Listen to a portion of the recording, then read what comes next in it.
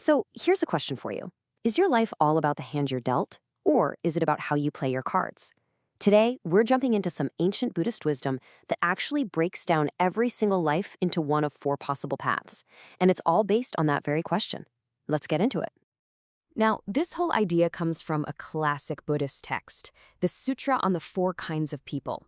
We're talking about a conversation that happened thousands of years ago, but man, its core idea is something that we all wrestle with, like every single day. And that really is the heart of it, isn't it?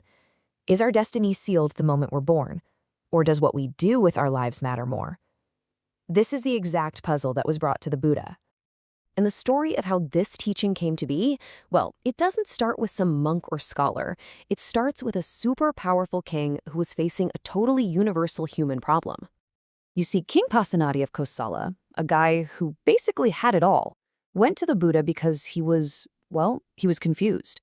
He'd looked around and seen people born poor who ended up thriving, and he'd seen people born rich who lost absolutely everything.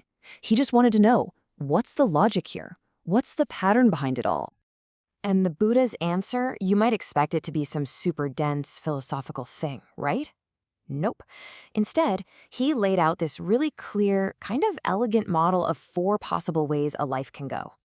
He basically explained that these four paths all come down to just two simple factors: where you start out in life, and, crucially, what you do next.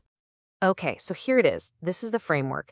It's a simple little grid that basically maps out any human life.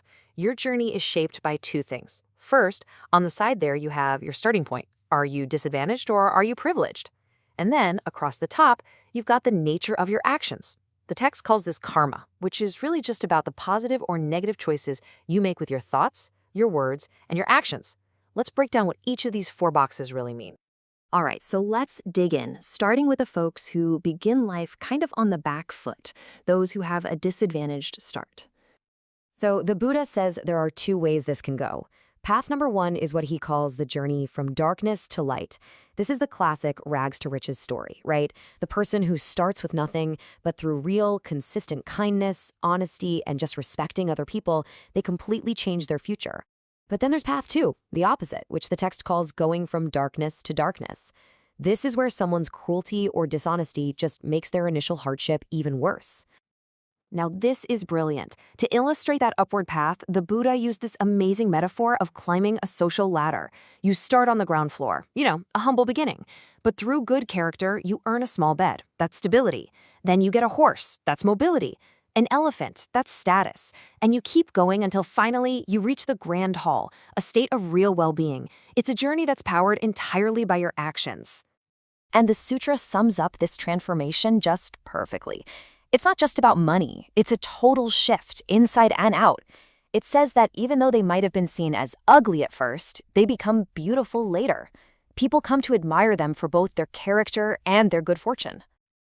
Of course, the other path is, it's tragic. For someone who starts low and just acts out of cruelty and negativity, their tough situation just gets tougher. It's like their actions prove that their misfortune is deserved, and they just dig themselves deeper. So that's what can happen when you start from a tough place. But what about the other side of the coin? What about the people who seem to start with everything? And here's the thing.